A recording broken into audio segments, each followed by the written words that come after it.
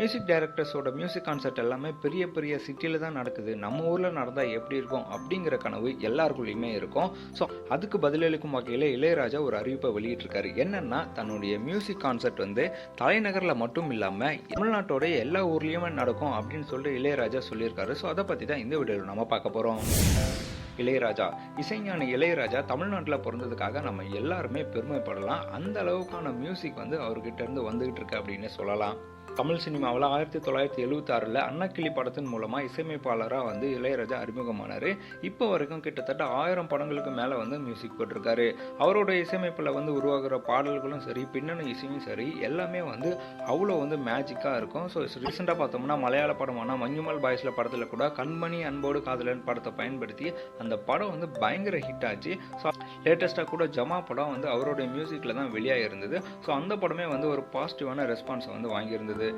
So இதுக்கு நடுவில் last week வந்து கும்பகோணத்தில் இளையராஜாவோட இசை கச்சேரி வந்து நடந்துச்சு. ஸோ அப்போ வந்து பார்த்தோம்னா பயங்கர மழை பெஞ்சுது. ஆனால் அந்த மழையிலுமே கூட ரசிகர்கள் யாருமே கலைஞ்சு போகாமல் அந்த பாட்டை கேட்டு ரசித்தாங்க. ஸோ இதை வந்து பார்த்து இளையராஜா ரொம்பவே எமோஷனல் ஆகி தன்னோட சோஷியல் மீடியாவில் வந்து ஷேர் பண்ணியிருந்தாரு.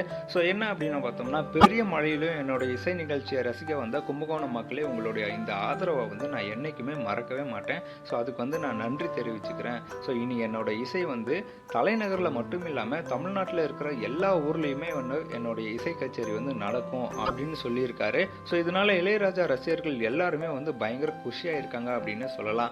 ஸோ இளையராஜா கர்வமான ஆள், அவர் மற்றவங்களை மதிக்கவே மாட்டார் அப்படிங்கிற ஒரு டாக் ஒரு பக்கம் இருந்தாலுமே கூட அவருடைய பாட்டை கேட்கும்போது அது எல்லாமே மறைஞ்சு போயிடும் அப்படின்னு சொல்லலாம். ஸோ அந்த அளவுக்கு இளையராஜாவுடைய இசை ஆட்டி படைக்காத மனிதர்களே இல்லை அப்படின்னு சொல்லலாம். அது மட்டும் இல்லாமல் மியூசிக் கான்சர்ட் அப்படிங்கிறது ஒரு பெரிய பிஸ்னஸ் தான் பார்க்கப்படுது. ஸோ அதனாலேயே மக்கள் அதிகமாக எங்கே வந்து இருப்பாங்களோ அந்த மாதிரியான இடங்களில் தான், பெரிய பெரிய சிட்டியில் தான் வந்து மியூசிக் கான்சர்ட்ஸ் வந்து நடந்துகிட்ருக்கு.